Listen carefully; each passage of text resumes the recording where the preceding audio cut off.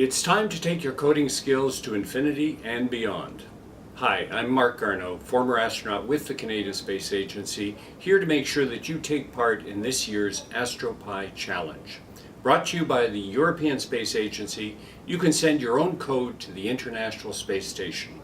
Kids Code Jeunesse has teamed up with the Canadian Space Agency to launch Code in the Stars to make sure that Canadian students like you can join in on the fun too and celebrate David Saint-Jacques' mission. They're hosting community events across the country. They'll be sharing a webinar that walks you through the project and much more. They've just launched a web page with more information on the project and how you can get involved. Any student that's 14 years of age or under can take part, even with minimal coding experience. This is your chance to experiment with code and step into an astronaut's shoes.